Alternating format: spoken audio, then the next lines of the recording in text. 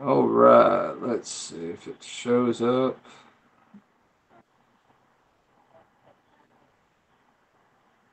Go. All right. So we are live, people. This is your redneck from Cali, Nate. And BJ is on the line today. We've got a lot of stuff to go over today. We had a topic from. Let me make sure I say his name right. Um, let's see. Let me bring up the sticky note I have. Mr. Tony Van Pelt. It was about Iron Man. And so we'll go over that in a little bit of time. We were trying to get Kyle in here. Kyle was having problems getting in tonight, so he might join us here in a little bit. Um, yeah, he has an apple, so that's all I'm going to say. Uh, but yeah, it was big week this week in comics. I mean, it was a huge week this week. I mean, we're talking there's enough variance this week to shake a stick at, you know. But the big thing, of course, is ASM 800 came out this week, which is a huge milestone for the books for Spider-Man because it's been around a long damn time. You think about it. We just had Action Comics with 1000 earlier, a couple months ago. You've had ASM 800. You also people forgot about he had Iron Man 600 last week. You had Captain America 700. We're going to be having Detective Comics 1000 pretty soon, and then Batman won't be far behind it. So it's definitely interesting to see like where we're going to be at pretty damn soon for some of these books. Um, but I did want to talk about one thing, and this is a cool thing that I didn't really realize until I was reading Venom #1 last week. Is if you look at the Venom books, they'll say like Venom #1 says up there, but right underneath it says Legacy. It'll tell you what the legacy number is under, and that legacy number is continuing with legacy to say yes, it is still yes, it's a new #1, but it's also this number keeping with the original counting of the issues. So I thought it was a cool thing that Marvel did do. You know, it my real thing I wish they would have done is just kept the regular number. You know, it made it a lot easier for all of us instead of starting with another #1. But I understand why they did it. You know, especially like when you have Donny Cates coming in and Ryan Segman to do Venom #1. They wanted to do a new volume of that because it's a new saga. But ironically, the story was still continuing from the last one, so maybe they should have looked at how they did some of these number ones. Definitely the Avengers #1 that made perfect sense to me. That's a brand new Avengers. You know, it's a whole new group. We actually got the original three back into the group, so um, it's uh, definitely needed for some of those. Um, but yeah, let's talk about ASM 800. Now, BJ, did you get ASM 800 this week? Nope. I could. What the? I don't want to. I don't want to spend $10 on a comic book. So Well, then just there's buy the that. first one, you know, because you're gonna be mad when I show you all the ones I got this week. Then, um, Yeah, he had a line of them like all on the front row at the LCS, and all of them were the $10 ones. So I was like, I'll just wait for the second printing or something. So second print's still gonna be $10. yeah, It might go to eight if it's a ninety nine. slow We'll week, see. yeah. I mean, if it's a slow week next week, I'll probably pick it up then because he's gonna have them all there still. Yeah, I mean So the many. big ones was the Delato and the John Romita Senior covers, which I want to talk Yeah. about that a little bit later when we look at our hauls. I'm a little perturbed about some of the things that happened in my LCS this week. Um, Thanks, so nice man. we got The Nightwalker. yeah. So welcome in Nightwalker, Rob 802 Toy Collector, Brian Rivera. Thank you guys for coming in tonight. You're our normal crew. It usually shows up every week, so thank you guys for being constant with us. Um, so yeah, BJ and I were kind of looking at the previews book a minute ago of some of this stuff coming out. I have not had a chance to look at mine, but BJ, show them that what you just showed me though about Solo, About which one? the Beckett one. Oh, all the way at the end. Hang on.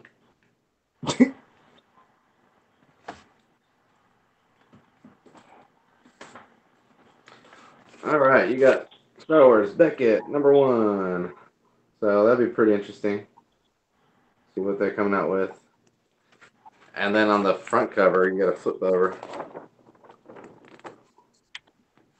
Oh yeah. Yeah. Hey, the A people lot don't to know what go. that's about. It's extermination.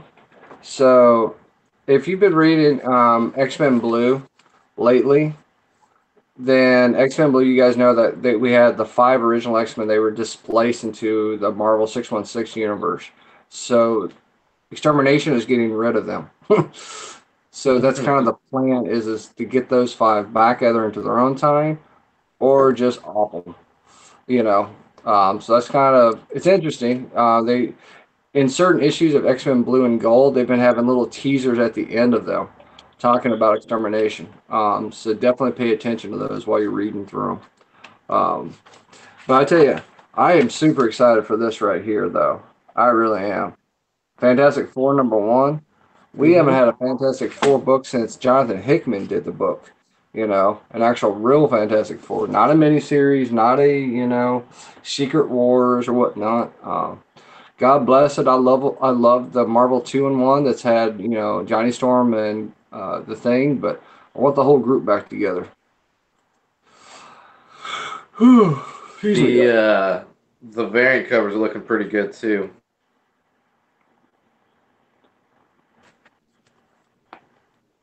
That's pretty nice Oh right yeah, there. yeah. So The you art got jam. Art Germ it says on here. Yeah.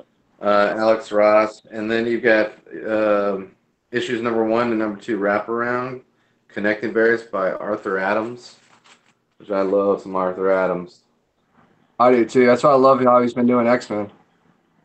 Oh yeah, definitely. And then they're bringing back another, and then just like some other different comic books with their Fantastic Four variants. Immortal Hulk #4 has got another Art Adams. This is bringing it back to what, the '90s? That one right there. You got Yeah, Ghost that Rider, feels Spider 90s look. Man, Gray Hulk. Was that Wolverine too? Yep. Yeah, Yeah, that's yeah, that looks good. the set of them. Yeah, they're looking good. I'll definitely pick that one up as long as it's not $10. Dude, I don't think that one will be. I mean, you gotta remember ASM 800's 80 pages too. I mean, it's 4 books in one. Damn, So I mean, I know the it's spoiler about it though. yeah. Don't say nothing yet. I haven't read it yet. Um, but yeah, I'm excited to read it. But of course, 801 um, is going to be Dan Slott's last book in it before they restart. With the Nick Spencer and what's his nuts name? Um, I don't was know. it Imogen? Never forgot. Otley, Ryan Otley. Um, Nick Spencer and Ryan Otley. Um, yeah. so it'll be interesting. I mean, I got that free comic book day one, and it was pretty good to read through it. Good preview of it, but it's just like I don't know. I'll probably pick the first couple of issues up, but it might be one of the ones that fall off the pipe. Avengers, I'm sticking with Avengers. Dude. Holy crap! Kyle finally made it.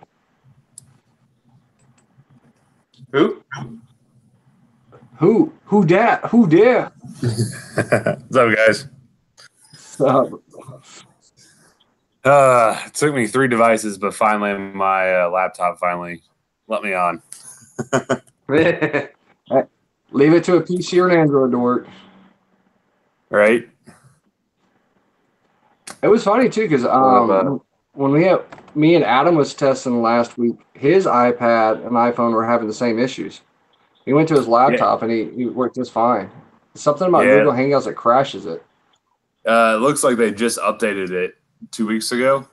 So there must be something update that this does not work at all on Apple devices. You can So see so much of your house too. quickly. Look at all that. I'm not sure I I've always wondered if that was a stripper pole in the back of your room there. Oh yeah. Hey, I might have to bring you some microbrewery from South Carolina when I come up there in September. I see you're You're a drinker there, so. Yeah, just actually, I have most of the stickers from like Wicked Wheat. Well, that's all North Carolina. That's all Asheville. But I have Westbrook, D12. Well, River Westbrook. Rat. I've not been to Huh? River Rat. Westbrook's one of my favorite breweries. I bring up their key lime goza every time I'm down there. Oh yeah. If I can get my hand on Mexican cake. What else is down there? Holy City, I like a lot. Conquest. D12. What was the other ones we've been to? Sugar Creek was a good one. Mm-hmm. I think those are all in Charlotte. I know Noda's over there. Mm-hmm. So yeah, I've been since my brother's actually works for a beer distributor down there. So Gotcha. Well, there you go. I just heard somebody said this beer. That's all I heard.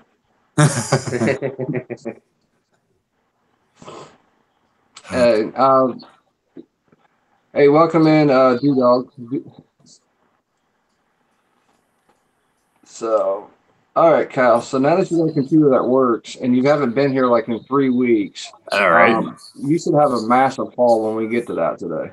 Oh, I do. It's kind of ridiculous. I bet it is. All right, so we had a topic brought up this week, and we kind of talked about it in the chat earlier today about Iron. So, so, so Mr. So butcher his name, Tony Van Pelt, and I'm always going to butcher names, people. That's just how it goes. I'm a redneck; it's hard to say names, so yeah, it gets butchered every time. But he had asked questions. He was talking about Invincible Iron Man and how the read order of that should be. Yeah, you're gonna have to we're gonna have to explain a little bit before that though, because to get to where he got to the point, Invincible Iron Man. So I've been reading Iron Man for a long time, usually in trade because I can't stand half the covers that Iron Man does. But the big thing was is I love the silver age and like the bronze age of Iron Man. Those were some great stories because you had Jim Starlin, you had a lot of guys. Stan Lee was still writing things for Iron Man back then.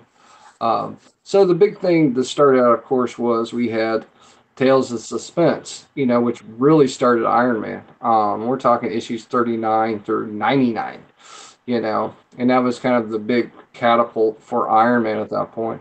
Because at the end of Tales of Suspense 99, you got to remember Tales of Suspense was combined. It was Iron Man and the Hulk at that time.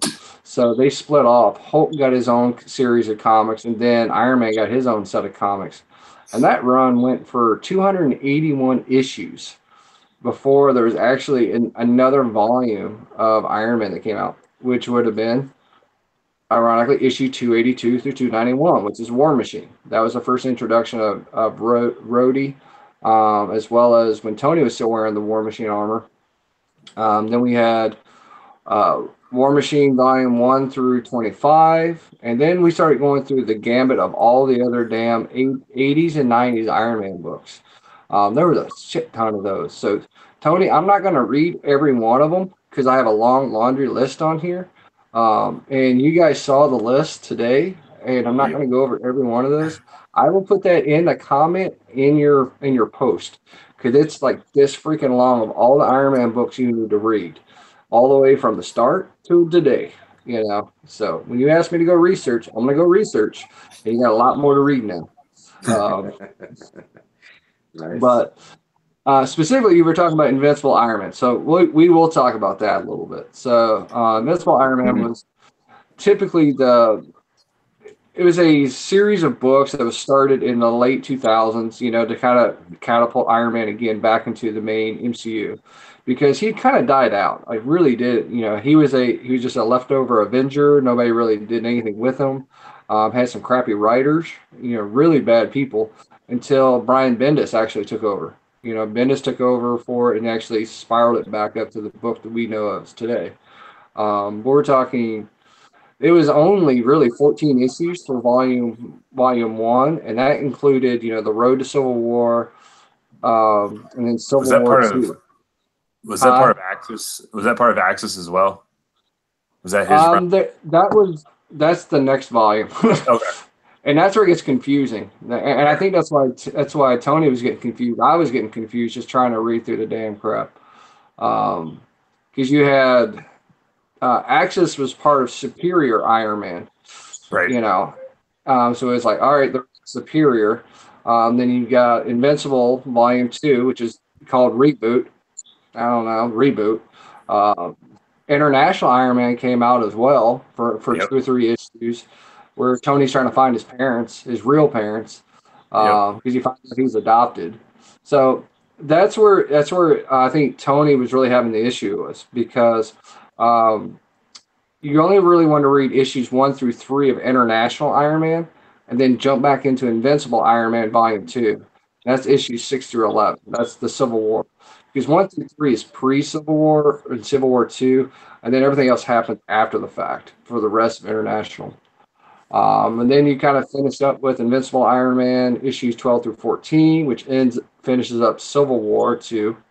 And then we get to the big split. And this is how everybody knows Iron Man as of today. You had Ironheart, and then you had Doctor Doom as Iron Man, who took over the armor.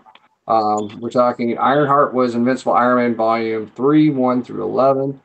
Infamous Iron Man is Doctor Doom, and I highly recommend that book to anybody to read. If you've not read it, you need to sit down and go buy it, or just read it online. It was a great story of Doctor Doom as Iron Man because Doctor Doom becomes a good guy. He's been a bad guy for 50 years, and now he's a good guy, And then everybody doesn't believe him. They still don't believe him to today. He still has the armor today. He's in Marvel 2-in-1 right now with Fantastic Four, and nobody believes he's a good guy.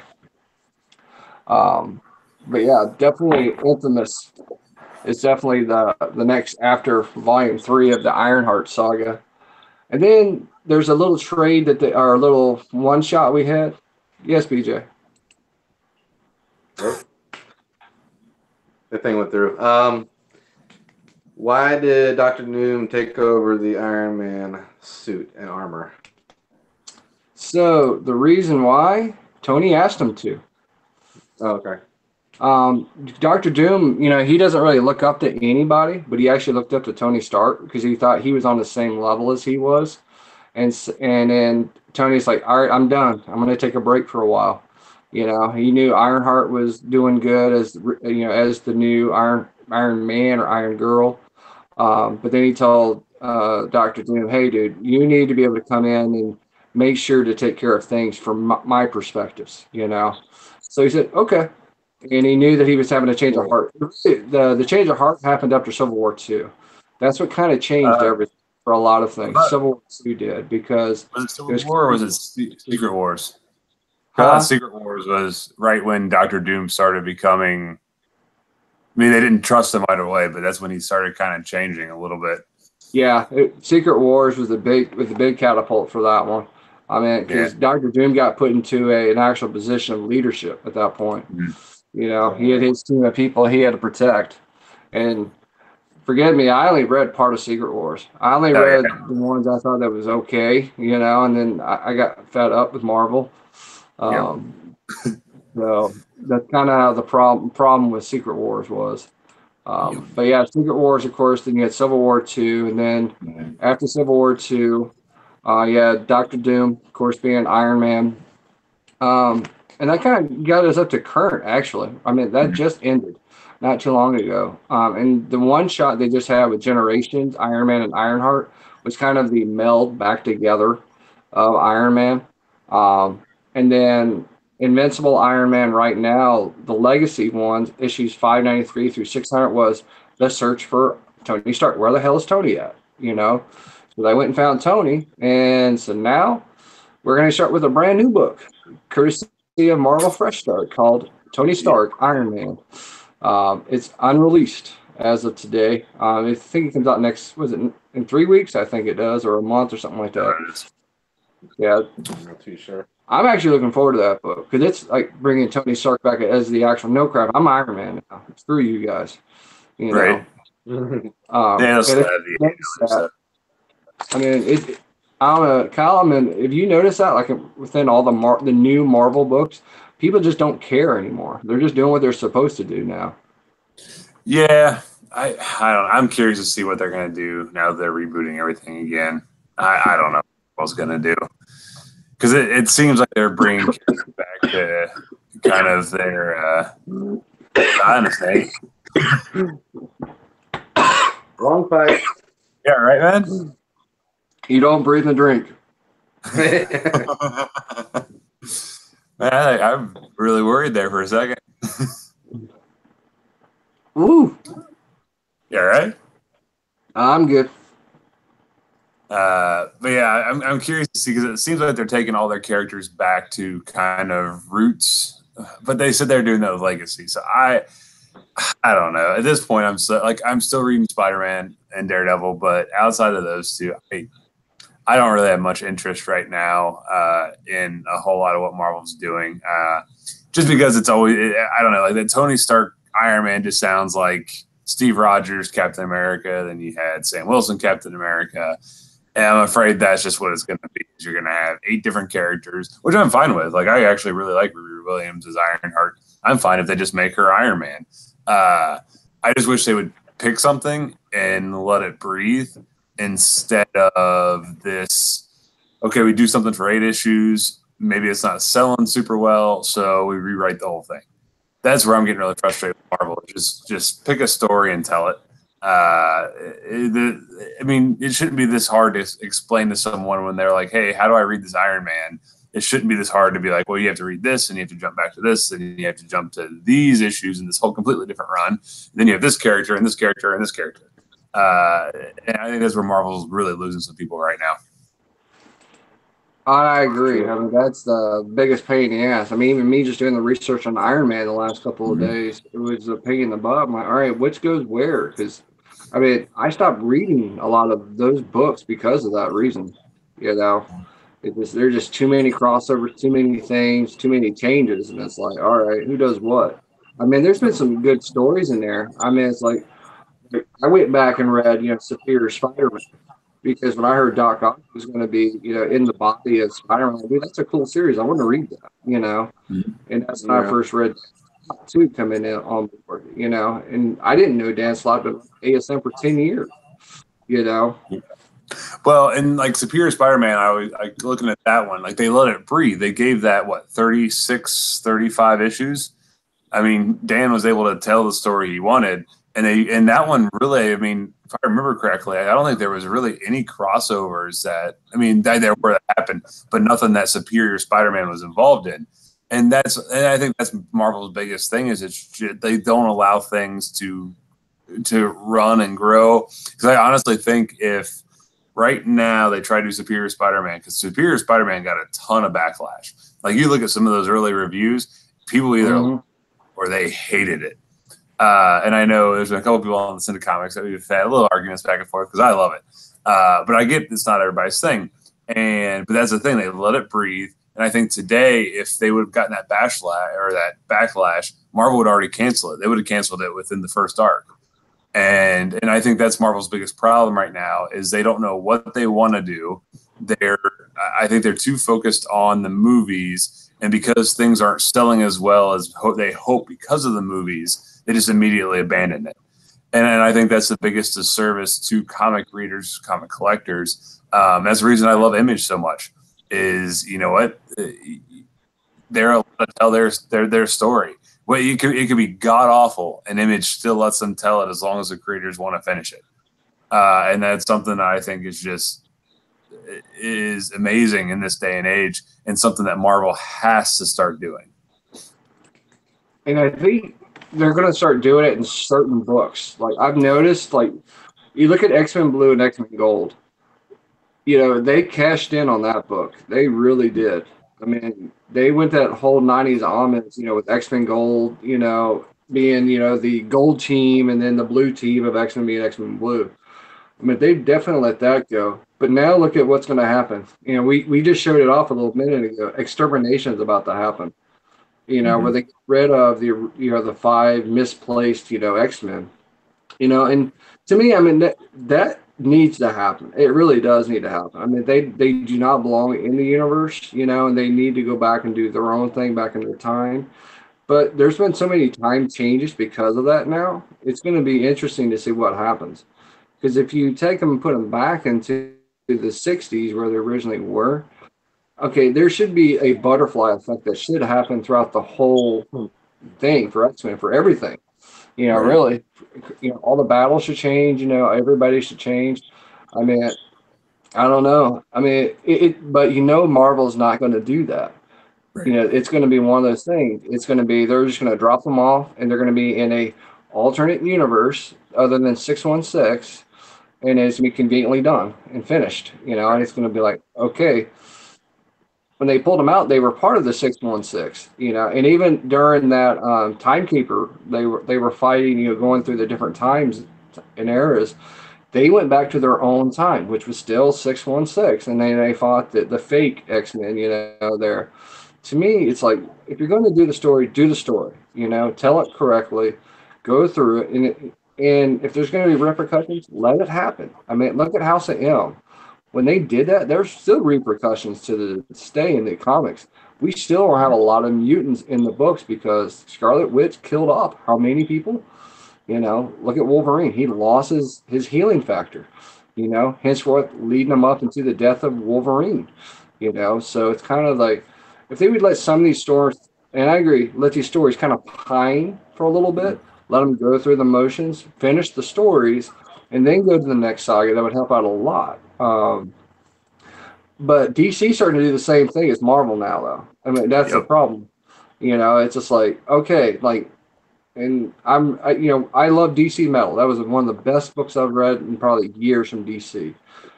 But it's the same thing if you think about it. It's a continuation of the return of Bruce Wayne. When Bruce Wayne got sent in through the different eras by Darkseid. And during the return of Bruce Wayne, he saw Barbados, which started this whole metal thing. And now we have Justice League No Justice right now, which is the repercussions of what happened because they broke the source wall. So it's kind of like, it's like, just tell one story, and end it, and then go back. Because the other problem I have is like DC does this, I think, a little worse than Marvel does today, is they do these sagas like Metals. It's its own saga and its thing. Mm-hmm. But you can read an issue of Batman or Detective Comics, it has no idea what's going on with Metals. Yeah. They're getting too damn happy about the the freaking wedding of Batman and Catwoman right now. It's like exactly. I'm not excited. That's not read Tom King. But they don't do a good job about doing that. They're like they don't pull that stuff in. The only time they pulled it in was a couple of issues of Flash and a couple of issues of Batman. And that's just to tie that into Doomsday Clock. And they did the Button series. And it's like you had this massive big thing called New 52. You had this big thing, called Rebirth. You forgot about Rebirth, until the Button happened. And now we're doing Doomsday Clock, and it's really not getting any steam hardly at all. People are dropping off left and right from reading the book because it's taking so damn long to produce it. But this is your big crossover event. This was your big saga that you did. You changed the whole universe because of this thing. And they just pretty much abandoned it, just like Marvel does today. I mean, Infinity Countdown is another regurgitation of the same thing. We had Thanos Quest, we had Infinity Gauntlet, we had Infinity War, we had Infinity Crusade, we had Infinity just by itself, Thanos Infinity, and now we have Infinity Countdown. Well, Infinity Wars is coming after that, so it's like they're tapping it too much, and I agree 100%. They're tapping it too much because of the MCU now, and that's killing the books in Marvel, which is why we're all buying 5, 10, 15 issues now. I'm trying to keep up to understand what the storyline is. Yep.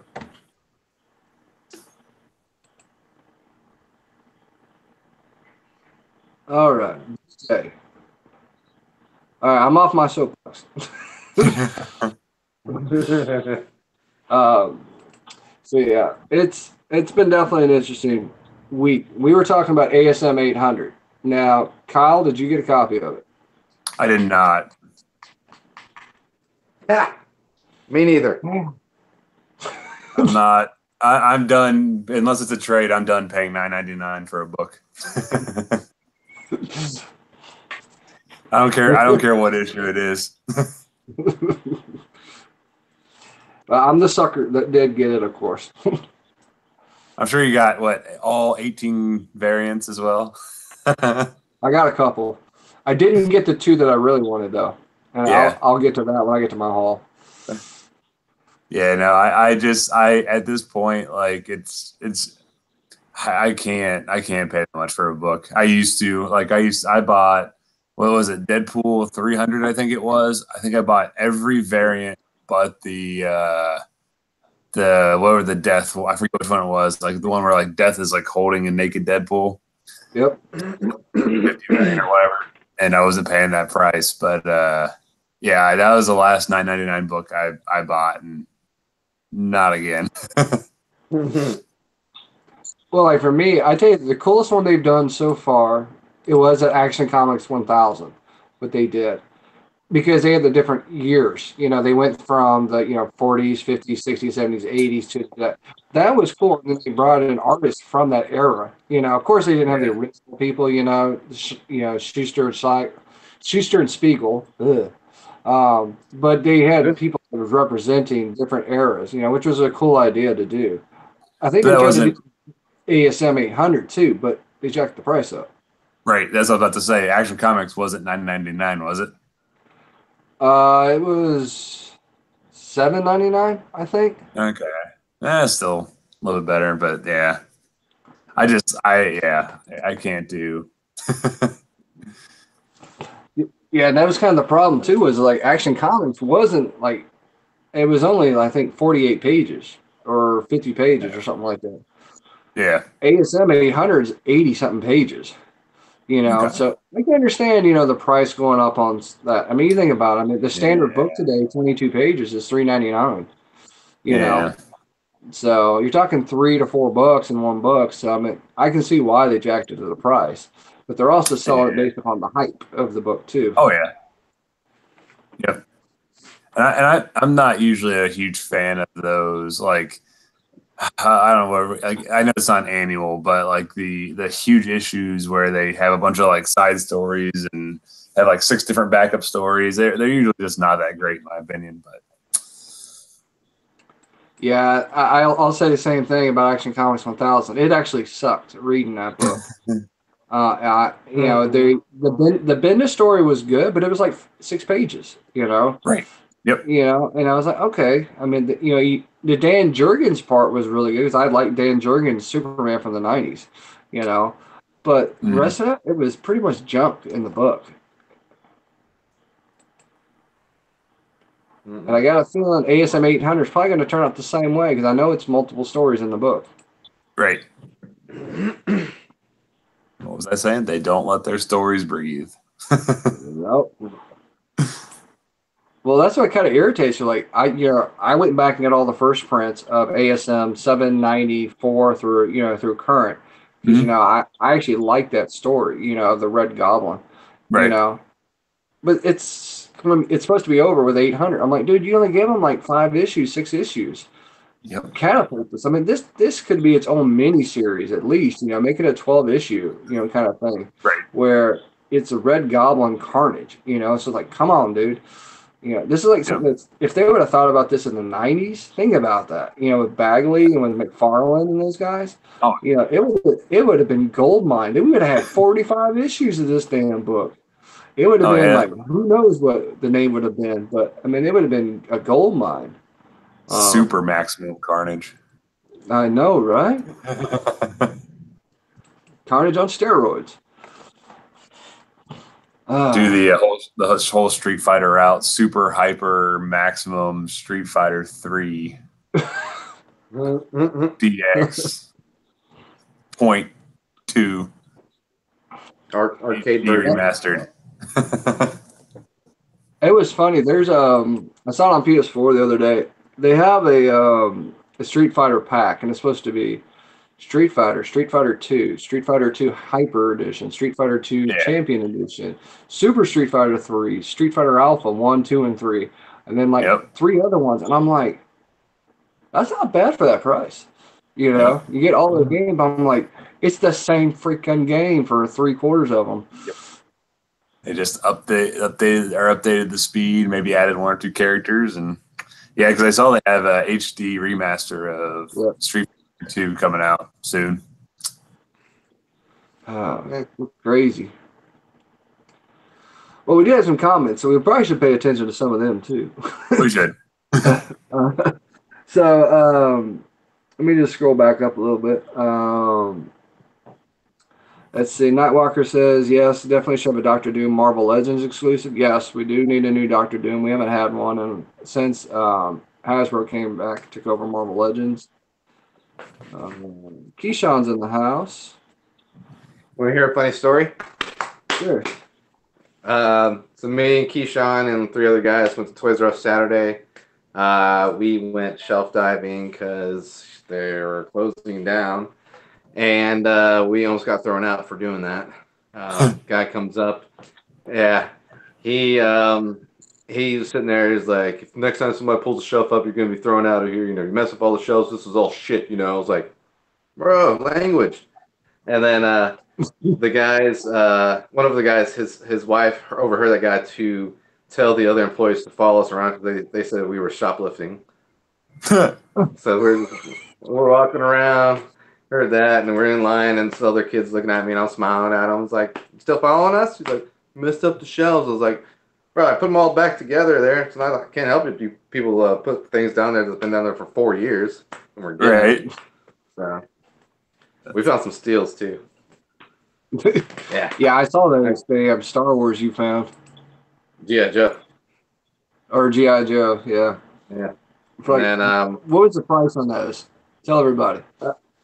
I mean, they're well the one I got, the vehicle, the 2-pack, I got for a penny, and then there's a 3-pack, and then that was like $10, and then a 2-pack for $6.50, and then another 2-pack. I brought it up there, and he said it was just all messed up, so he gave it to me for free.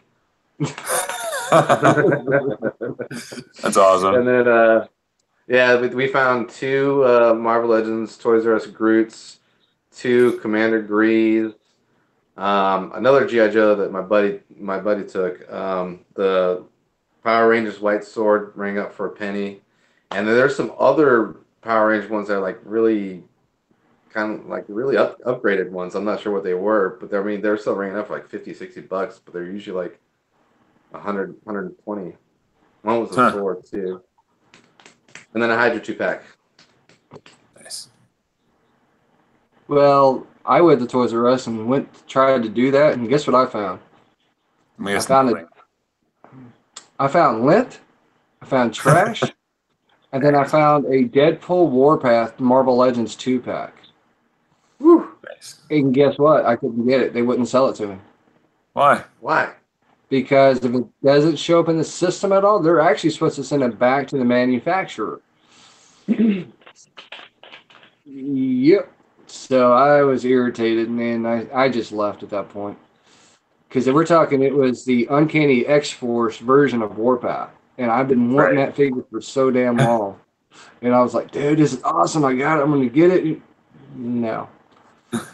And I'm like, I should just took it and ran out the door. KJ was saying that we were taking our bikes hiding stuff. Yeah, ours is pretty much full. Ours has a lot of stuff. Nothing I want, of course. Yeah. The only thing I got was that you guys saw the Primus. I got that for a steal of a deal for $30. And it looks pretty cool. I'll tell you that. It looked pretty nice, but I actually like the original one better. The one that came out was Cybertron, about 10 years ago.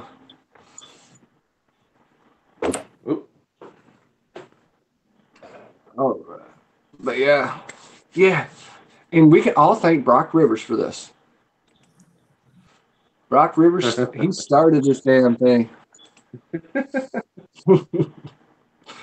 Watching him and watching Fig Life Miami do it all the time, man, is just like, yeah, nothing. All right. So, Kyle, all right, you've been out of town for a while. I Now, have. so you went to a comic shop. Well, did you actually? Let me rephrase it. Did you go to that comic shop that you told me and BJ about while you were out traveling? That was around the corner from you.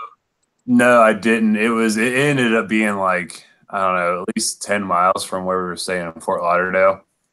In the car, so we didn't really have any way to get back over there. And I Uber. didn't make my way back. I failed.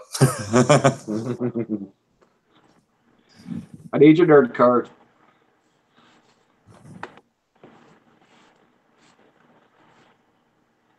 Oh. So, all right. So, what have you got in the last 3 weeks? 4 weeks. Oh, freaking crap ton of stuff. So Let me go get my popcorn. starting it off this past weekend, was it Memorial Day, Labor Day? Memorial What Day. was it? Memorial Day. Yeah, sorry, I get those holidays confused. Half Price was doing their 20% off everything. And so Shannon wanted to go over and look for some books. And I wasn't planning on buying anything, but they had almost the entire Jason Aaron run for Star Wars in trade. So I picked up volume 1, volume 2, volume 3. Yeah, volume 3. Volume 5, and volume 6. So really the only one they were missing was 4. And then 7's out now, so I'll pick that up like whenever I can. And then 8's on pre-order, and that'll be the entire run. So they had all those, which I was super happy to pick up. I have all the single issues of those, but I didn't have any of the trades. And then going back and filling some of my backlog of trades, I bought the Amazing Spider-Man Worldwide Volume 4 and 3. I got both of these at half price books. All these are like $5 a piece, so I couldn't pass those up. And then I picked up from Brian Azzarello and Vertigo Comics. Picked up 100 Bullets. Series I've been wanting to read for a while. I really like the crime noir stuff. So I think this was like $3. So I hate you. I was like, I wish I had that store here. So I was like, because I think it was normally it's $10. They had it for $5, and then I had another 20% off, so yeah, it was like $3. So could pass that up. So I picked that up, and then everything else I got. So I picked up the hardcover of The Road to Metal. Mm-hmm. This is all the Prelude stuff going into. Happy I got that. Then I picked up, if you guys have listened to me talk about it, I'm a big fan of Black Hammer. And they're doing, Jeff Lemire's starting to do kind of like some of the villains, like kind of world building for Black Hammer. And this is Sherlock, Frankenstein, and the Legion of Evil. This is one of the villains from Black Hammer. So this is like a little mini series that ties into the Black Hammer universe. I highly recommend not only this, but the entire Black Hammer books. So pick that up. That was a mini series, so I think it's 6 issues, all in that trade. Then I picked up Venom Inc. Trade for Amazing Spider-Man. Then I picked up Redneck Volume 2. So excited to get into that one. Picked up Royal City Volume 2, another Jeff Lemire book. I love this book. Definitely can't wait to read this one. I haven't read hardly anything. And then I picked up, so this is gonna, as a comic reader, I have never read this book, and I'm kind of shocked I never have. I've seen the movies, but I've never actually read the comics. And Dark Horse is just releasing a new omnibus series where it's the entire series. It's going to be 4 omnibuses. This is the first one, all in chronological order, which is the first time they've ever done it. But it's Hellboy. I've actually never read Hellboy.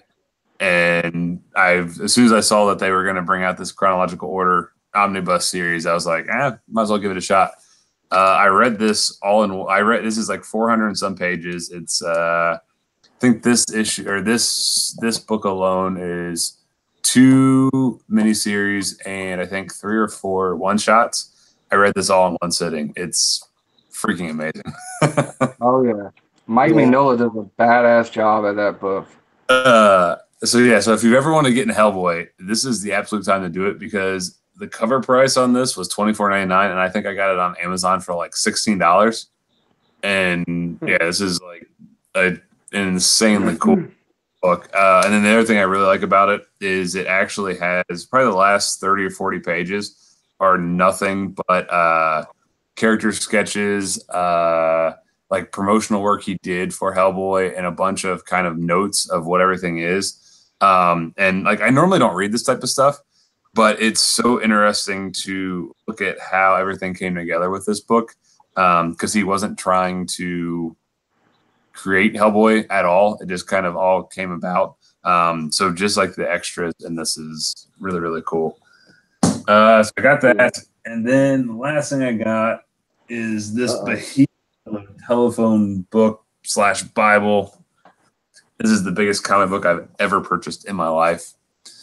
That is Black Science. This is one of Rick Remender's amazing books. I have all the floppy trade paperbacks, but I really wanted this in hardcover. I did it when I bought it. I did not realize it was going to be the biggest book I have ever seen in my life. I believe this is only This is 3 trades. I thought it was only 2. Okay, so you get a ton, but I mean the size and the weight of this is, I don't know how you're actually going to read it. It makes my Invincible omnibuses look extremely small, but I'm gonna have to buy the rest of these just to have the whole set because this is a really cool hardcover edition. But that's everything I picked up. Sweet. I got dibs on your trade paperbacks then. Once you finish it up. Of what? Black Science? Yep. I've only read a couple of issues of it. The only downside to the Black Science hardcover is it is $50. But now, like once I saw once I got it and I saw the size, I was like, oh, okay, it makes sense why that one was $50. Well, and it's just like I collect the IDW Transformers collections, books, and those are about $30 each, but they were talking like it's 3 graphic novels put together. It's the same thing, but they are so sporadic that it's just very hard to keep going with them. Like, I mean, they've been doing this line for almost 5 years, and they're still maybe 100 issues behind still, So it's like, but really after they broadcasted that Transformers Unicron was going to end IDW, that's when I jumped on the Books A Million. I just bought them all, And I just said, give me all of phase 1 and phase 2, because I said I wasn't going to wait, the time frame. And then I think volume 8 of phase 2 comes out in November, but it's still, like I said, anywhere from 90 to 100 issues back because they have so many sagas. But I tell you, it's the same way like the Hellboy is. It's chronological, so you can stay in order and you can read it and you're not going to get lost. That's the only problem with a lot of these big universes like Image and IDW. Marvel is the worst. Is that you got to buy 1,000 trades or 1,000,000 comics to stay up to date with what's going on. That's why I like these hardbacks like IDW and Image do. It's so much better. Yep. Oh yeah. All right, BJ, what you got this week? Me? Comics. Anything? No hepatitis. No Hep C. I got a lot. Issue number 5 of Barrier. These are bigger than regular size comics, so they barely fit in there. But like I said, I need to learn Spanish to read half of it. That was the only bad part about issue 1 is I had no idea what was going on with half of it. I didn't know if the whole series was going to be that way or not. It is. No Justice number 4. Cyberforce number 3. I'm liking this, man. Yep. It's dark. It's really dark. It is. It's night and day compared to the original one. Oh yeah. Number 4. Kiss an Army Darkness. And X-Men Red annual number 1. Haven't read that one yet. Realm just started again, so I picked up number 6. I'm gonna find out who that is. Then the Labyrinth Coronation number 4. I just found out this is a 12-issue series, so I'm already too deep to stop it. But it's good. X-Men Blue 28. I enjoyed this. This is a good storyline. It kind of got away from the Children of Adam ones and kind of make a B Squad, and I like the B Squad. Saga 52.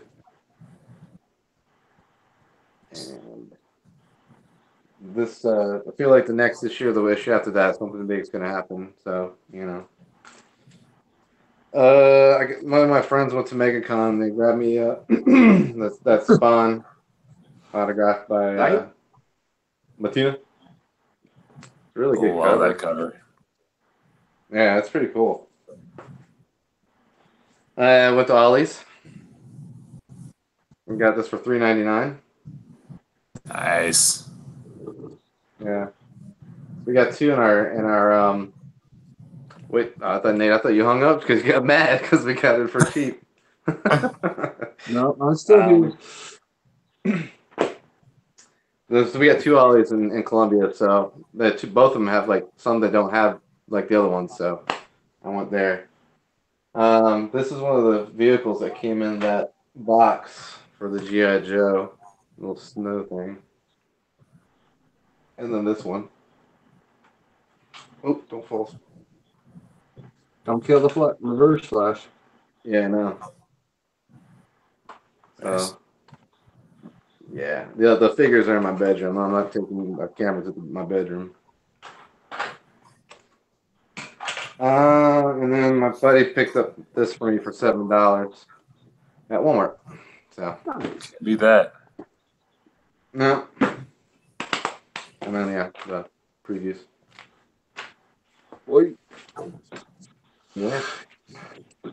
Yeah, I ain't mad at you. You got some good deals. As you know, I'd be doing the same thing if I had one here. I'd be going to the same places. You know, we all do the same thing. You know, I end up using Square Trade, and I use Amazon. I tell you, the one I started using a lot though was thriftbooks.com. They've been having lots of books out there on discount. I got the what was it, X-Men Omnibus for like $10 on there. Nice. You know, because they do used Where is this copies too. I don't mind a used reader copy. You know. Yeah. But all right, so I will be proud of me. I got a trade paperback this week, but of course it's nothing new. It's something really old. It's Robotech Archives. Awesome. This is the Macross Saga Volume 1. yeah. So you guys know I'm a huge Robotech, Macross, Transformers, anything bot related, I'm not going to buy it. But I love Macross. I grew up with Macross in the 80s, you know. Yeah. The Japanese version, not the American Robotech version. But I'd still read the comics, you know. This is a reprint of the Comico version, so it's the same thing. It's like your Hellboy was. They're starting over, and they're doing chronologically. With these, Nice. they're going to go through all the Macross. They're going to do the Masters, New Generation, the Sentinels, and they're going to finish it with Shadow Chronicles. So, and then Titan's actually working on that new Robotech issues as well. So when those come out, I'll probably be buying those. But yeah, I was excited. I was like, dude, how much? $10. I'll take it for $10. Yeah. And it's brand new. I mean, it just came out this week. And then I got the same thing. I got the previews. And then they gave me the DC previews, which this really doesn't have anything in it. I don't even know why they give it to me. This is the one I showed off in the beginning. So, Kyle, you'll want to get ready. Sandman's coming back from Vertigo. Ooh, and Vertigo's doing it. And Neil Gaiman Who? is doing it. I know that. Yeah, I did not either. I saw that and I'm like, well, that's instant buy. That makes me just a little tiny bit excited. Yeah. Well, I mean, I love Vertigo, especially Preacher, Sandman, Starman. You know, those in Death. You know, The Way of Dying. You know, I Yep. love those books. So if he's coming back, I hope it's not just like a one issue. I'm gonna read through previews and see what it says. But I hope it's like an actual series because if Sandman's Right. actually coming back. Because if you remember, Sandman Dreamer was in Metals, you know, Right. so that was the catch. Like they showed that he's not dead because at the end of Sandman, they said he was pretty much dead, you know. Right. So it's like if he's actually still alive and he's coming back, makes sense why they're going to bring back a book, you know. So it's Yep. like. But to have Neil Gaiman come back, like I mean, if it's like Jeff Lemire or Remender or somebody like that, they would do the book justice, you know. Not a lot of the other people from DC would, I don't think today. I don't know if any. Honestly, I don't know. I don't even know if Neil Gaiman can do justice to Sandman at this point. I don't know, I mean, but that is such for that book was so ahead of its time, and I don't know. I cannot think of a better horror book than I gotta even think like some of the ones I love today, like Nailbiter and like Black Monday Murders and all this stuff. Like they don't hold a candle to the original Sandman. Like I'll yeah, never forget the like just reading that and then going to a child pedophilia convention and just like it was something like I didn't think you could do in comics. And it was just yeah. like it was honestly like reading Sandman for the first time. It was a terrifying experience, and it's just something that you're not ready for. Even I went back and reread it on one of our last family vacations, and I was still like I knew what was going to happen, and it still creeped me out. It's just a phenomenal book. Well, So and I that's have how reservations, even though Neil's doing it. I have reservations about a new Sandman series. well, that's how it was when Garth Ennis did Preacher. You know, I got that old DC Vertigo special. You know, when it was the first appearance, and I first read through that. I'm like, dude, I got to read this whole series. You know, and it didn't. I mean, it scared the living crap out of me. I think Preacher hit things at a more human level than Sandman did. Sandman was more of a, on its own level, but like Preacher, these are people walking with us day to day. Oh, yep. You know, and but I was just like, oh my crap, you know, especially, you know, freaking the Hitler portion, you know, through the book. It's like, yeah, this is really bad, you know, especially when they got to the hell part. Which I gotta Yep. say, at least the show, you know, the show's trying to do as best justice as it can to the comic. I can see that, you know, and there's a lot of good adaptation to the comic.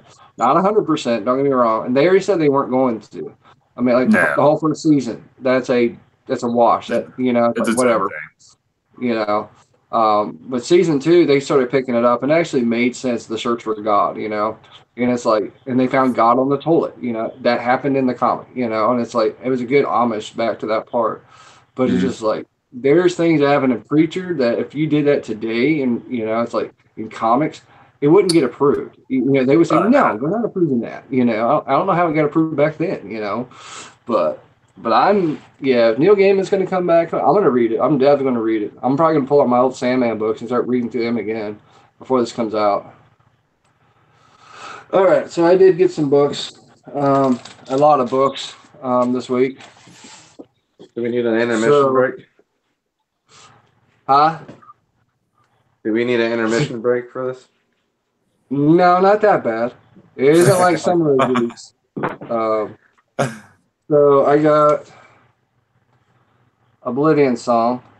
Nice. But this I didn't know. I guess there's like a difference in the covers. So like this is the pink signature version, which I guess is a variant edition. I didn't know what it was, but they told me Huh. they had it, so I just picked it up. They didn't have the regular first print on that Hmm. one. I didn't know anything about it. I'll have to check collector's guide and see how much it is. Living Song 2. Let's see. Oblivion Song 3.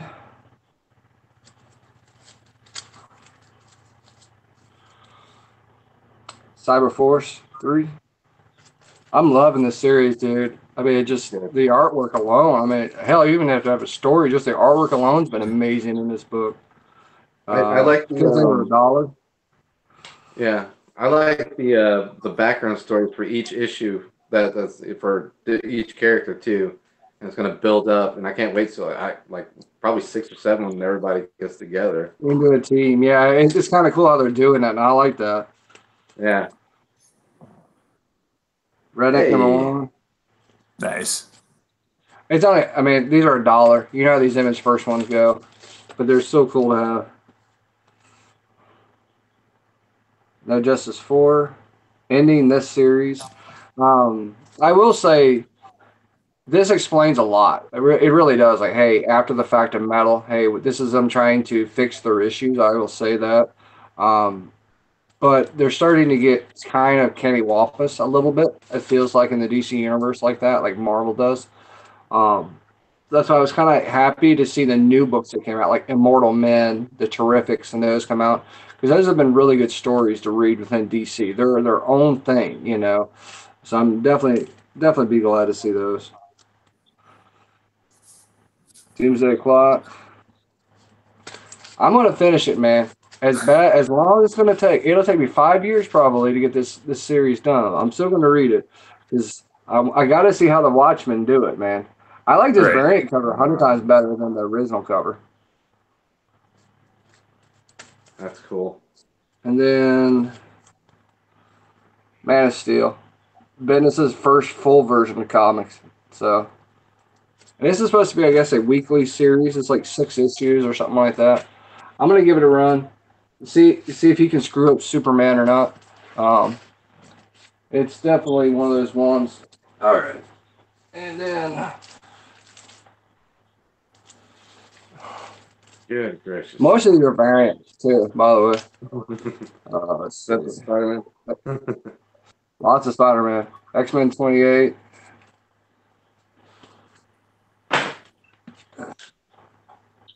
X-Men Red Annual. This is a badass cover. They did good with this one. Yeah. Let's see.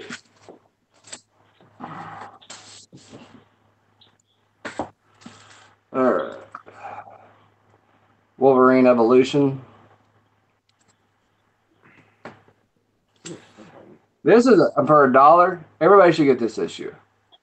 This is Exiles #1. This is kind of like post Age of Apocalypse. So I mean, it's a cool series to see. Blink. It ties into the new Exiles that just came out from Marvel. So definitely. Infinity Countdown, Captain Marvel. Nice. Spider Gwen. It's about to end in 3 issues. 34 Yeah. is the last issue of it. So Marvel 2-in-1. Ooh, little showcase there. And then the rest are all ASM.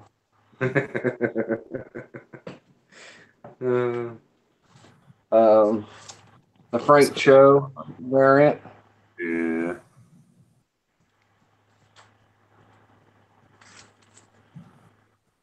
Three. I like that cover a lot. The homage to what was it? Spider-Man. 101. No, that's early. That covers earlier than that. That's like something No, like that. that's like 14, I think. I think that's 14. 14, That's from the original. Yeah. Yeah. This is cool. I like Mobius, how he did this variant.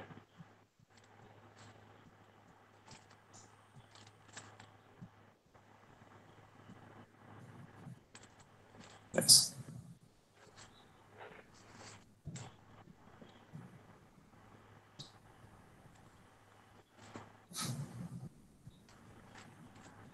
I didn't know anything about. I guess this is the Ramos cover. I guess it's a connecting cover with the last issues. I guess I Okay. never. I was like, I don't care. Yeah, I mean, I like this for 800. Yeah. But I think this is my favorite one so far of the week of all the variants. This is that classic Spidey eyes, from the '60s. Yeah. So yeah, I'm missing two, and the two that I'm missing are the John Romita Sr. and Gabriel Dell'Otto. They all got damaged in delivery, and I saw the books yesterday. They had like 5 or 6 each of those variants, but they were all damaged, and I was like, dude, I ain't taking that one. Yeah. And they're only asking retail. They're not even asking anything uppriced on the variants at all. Right. So I was like, damn it, I want that Dell'Otto. But Dell'Otto Senior. I love Senior. I love John Senior. He was one of my favorite drawers of Silver Age and Bronze Age. Of Spider-Man. I've got a lot of those Silver Age books and Bronze Age books from him. But yeah, that was the haul. And you guys already saw the Cybertron. And I've got two big boxes of comics that should arrive today or tomorrow that I got to unbox. So that'll be in the next video, unboxing video. And it's pretty much just going to be all comics. I'll probably go through those again just to show everybody else who is not on the stream tonight. But some slabs and some other stuff in there, and still waiting on 2 slabs to come back from CGC. And so that'll probably be Christmas by the time I get those back. The rate we're going. Damn. But yeah, that's it for this week. And I probably will be taking a break for a week or two until the middle of the month because I got my son's birthday this week coming up. So we got their party, and the kids are about to graduate from kindergarten. So priorities. Real life, right? All right.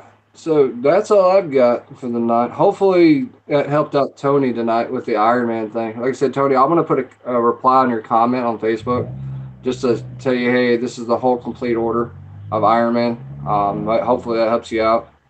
But yeah, there's been a lot of stuff. And then you got the con coming up, BJ, pretty damn soon.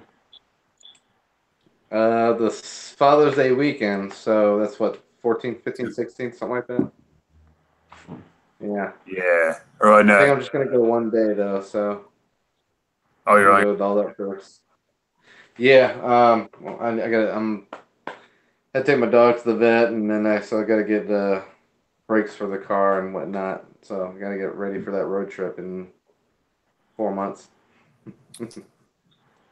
And I probably might go to another one.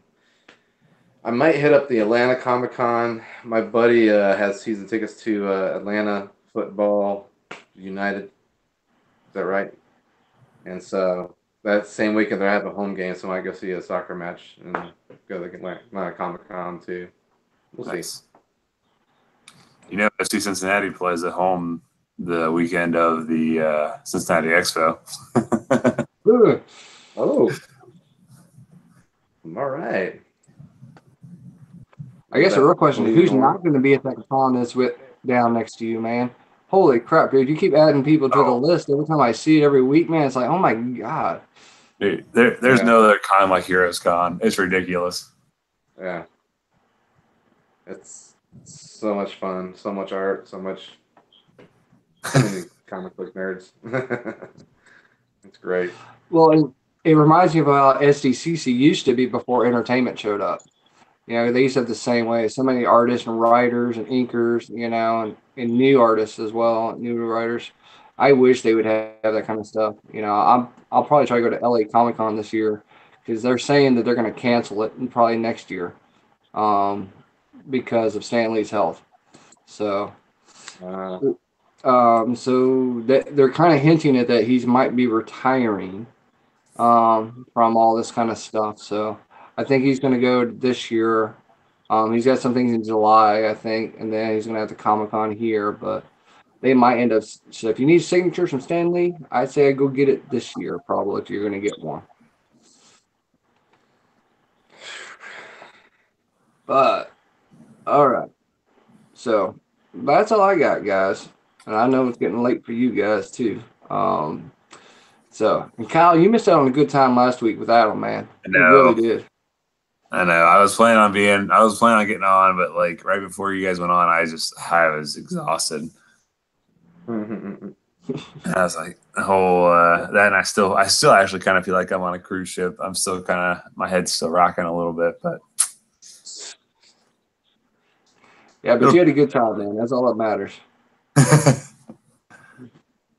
All right, Kyle, you got Yeah. anything else before we close it up tonight? nope. I believe that's it. All right. BJ?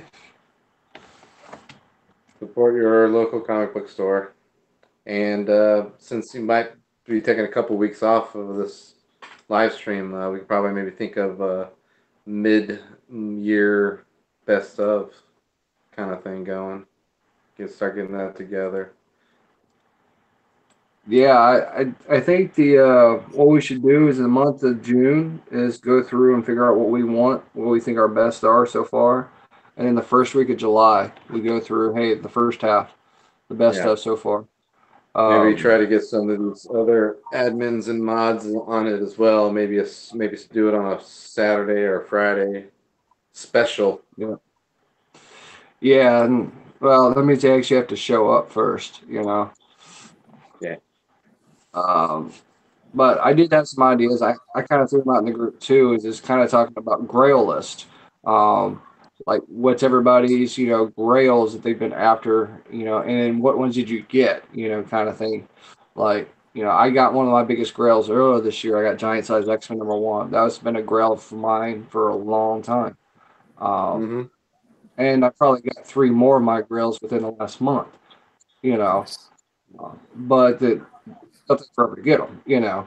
But the catch 22 is that I think here, and I say let's do it. Let's give ourselves a couple of weeks, because I'd like to get at least some inputs from the other mods and admins, as well. If they add like, hey, what's your Grail, your top 10?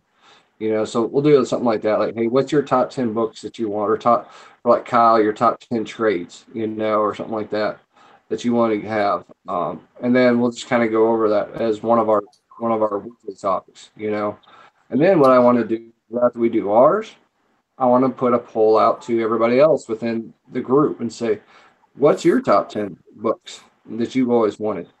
And then which one did you ever get? Did you ever get one? Or did you do like a lot of us? We see it, we pass on it, and we said, damn it, what did I do? Yep. That happens a lot. So I'm thinking about 2 weeks. We'll go through our Grail list. So just give us some time.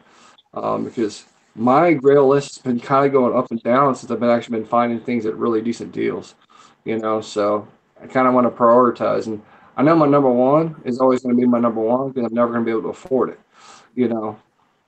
So that's just kind of how it goes. But yeah, in about 2 weeks, we'll go over our Grail list of books, what we got.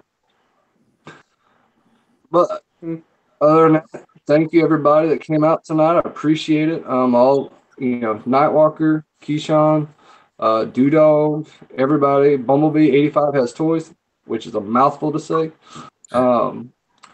But everybody that come out, thank you guys so much. Kyle and BJ, Yep. thanks you guys for being here. I appreciate you guys. Not a problem, man. Oh yeah. All right, Always fun. fun time. Right. Cool. All right, you guys take it Yeah, easy now.